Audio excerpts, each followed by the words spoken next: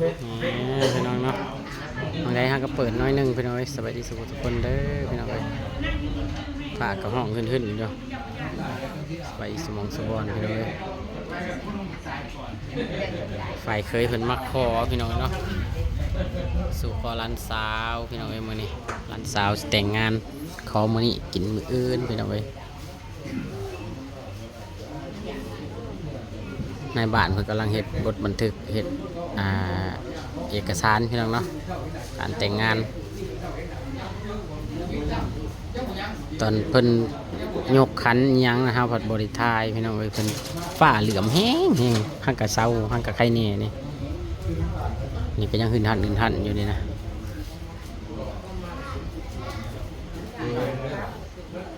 มันสิบ่ได้ไปน้ำบ่แจกเงินเลยอันตรายไปเฮิงขนาดบ่บ่ให้พังค่าดอกนะเท่าไดก่อน40,000 บาทอ๋อ 40,000ครับอันนึงว่าเป็นงวดตายพร้อมบ่อ๋อค่าดองล้านสาวพี่น้องเอ้ย 40,000 บาทเนาะคำบาทนึงขึ้นพร้อมเลยบ่คำกันได้โอ้ขึ้นเบิดเลยได้พี่น้องเอ้ยเงิน 40,000 บาทแล้วก็คำบาทนึงแล้วก็งวดเป็นตัวนึงงวดตายตัวนึงแล้วก็หมูตัวนึงเนาะมีเงินไขคำไปบ่เงินไขคำปาก 4,000นั่นนี่เนาะโดยประเพณีบ้านเฮาพี่น้องเอ้ยเงินไขคำปากก็คือเงินคันคออะไรพี่น้องเนาะเงินคันคอตอนข้าเจ้ายกมาขออะไรมาคันคอเดียวนี้นะ 4,000 บาทแล้วก็คำบาทนึงพี่น้องเนาะเงิน 40,000 บาทขึ้นพร้อมตัวถ่ามืออื่นพี่น้องงานแต่งนะขอมื้อนี้กินมื้ออื่นเลยฝ่าห้องคือมามือความพ้นกระตกห้างกระยุดนี่พี่น้องเอ้ยเอากับได้เป็นแขกผู้ใหญ่พี่น้องเอ้ยเนาะมาแทนเฒ่าแม่กับว่าแม่นพี่น้องเอ้ยญาติพี่น้องมาต่างหน้าให้แม่กับว่าแม่นเพราะว่าพ่อของหลานสาวนี่กับบริไก่กันพี่น้องเอ้ยไอ้น้องกันเนาะเงาเดียวกันพี่น้องเอ้ยเงาเดียวกันงาเธอ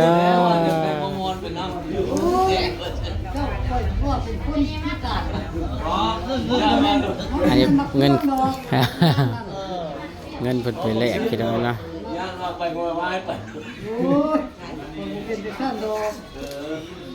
ต่างหน้าให้แม่ต่างหน้าให้แม่มา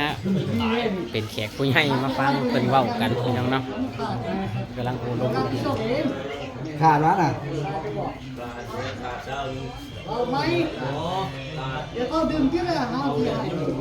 อย่าไปโจ๊กออกแล้วโจ๊กให้ไม่ใช่ขาดฟังมายังมาเพิ่นนี่แหละค่าเช้านึงเลยค่านวดเลยเรนีเป็นผู้เฒ่าแก่เขาเลยพี่น้องเอ้ย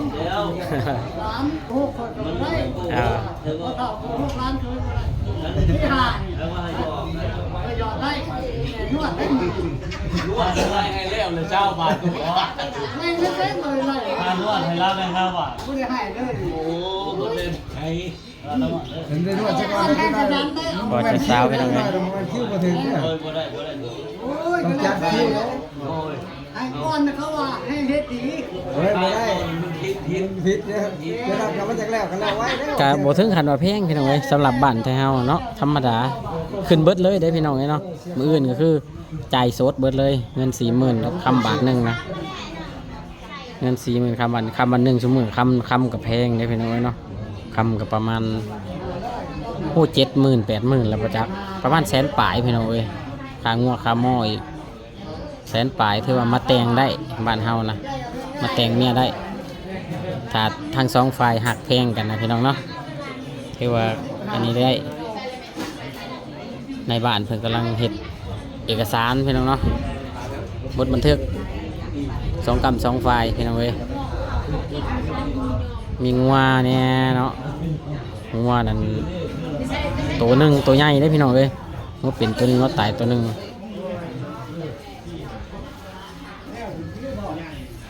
เป็นตัวนึงงัวตายตัวนึงหมูอีกเอามาหมูขอบเคย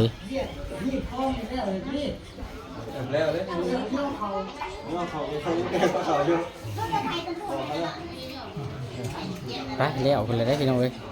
มีแต่สิเอาเขาเอาหยังมาย่อเป็นแล้วบาดนี้เป็นแล้วเวียกเลย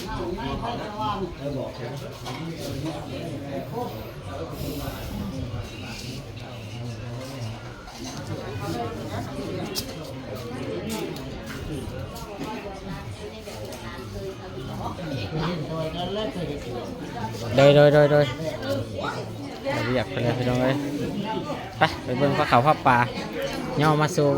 พ่อใหญ่เฒ่าแก่เนี่ยโฮมเพิ่นพี่น้องเอ้ยเนาะแล้วเวียกเลย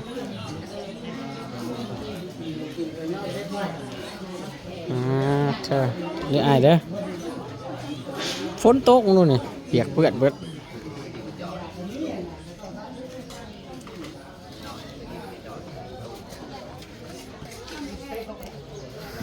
ฝนหากระเศร้าพี่น้องเอ้ย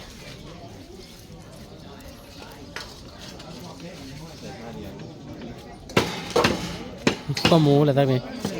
นี่แหละพี่น้องไอ้หมูตัวหนึ่งหมูตัวหนึ่งหมูขบเคยบ้านเอาตัวมาให้ฉันนะบ้านทุกคนเลยทันนะว่าอย่าฉันลุงแกงก้อนไม่ใช่ถั่ว เอาไปคนพี่น้องเลย เห็นแล้วนะเห็นแล้วเอาแต่ทางมันเอาไว้ทางมันเด้อแล้วผมกับตีนเด้อตีนก็เสียง ซอยพันยอเก่าก่อนพี่น้องเลยเป็นทั้งแขกเป็นทั้งปลาติมก็มาแล้วพี่น้องเลยสบายดีซอยเพันเห็ดเวียกเลยเนาะเจ๊เสือแดงเขาก็มาเด้เจ้านะใครอยู่แล่นปุ๊บฉะนั้นเนาะก็ครัวซีนเลยพี่น้องเลยไปยังไงที่เขาในพวกเลย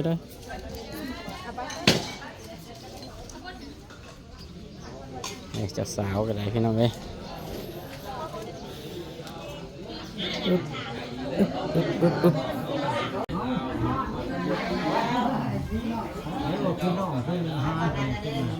ทั้งดองพุ่นเนาะทั้งดองยันทั้งดองหิวเข่าพี่น้องเลยเลยหาสู่คนกินนะ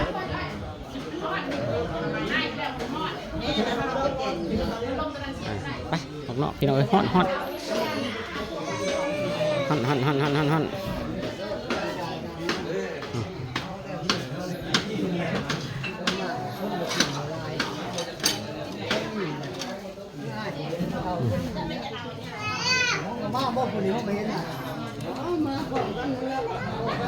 เปิดมาแต่ไก่พี่น้องเอ้ยมาแต่เซโน่พอได้เนี่ย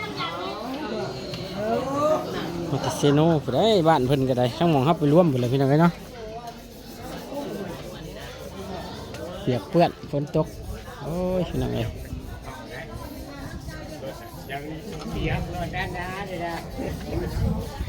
แล้วมีก็ไปเบิ้ลมาเลย แจมแจ้งตกแล้วเนาะ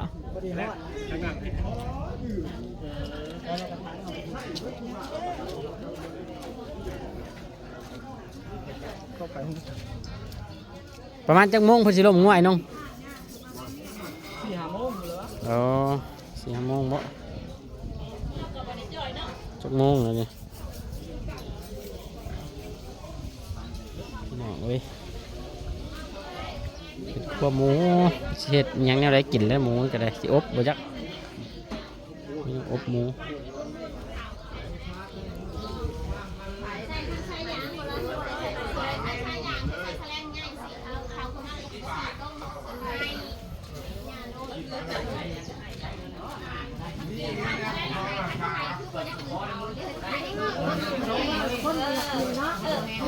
ผักหอมเนาะจะเป็นงามวะสลับเนาะสลับซีนของเจ้าเว้ยโอ้งามเลยนะป้าเถอะป้าเถอะจะเนี่ยงามๆเนาะเราผักพริกกระเพชรแดงอ่องต้องงามเลยเนาะผักพริกกระไร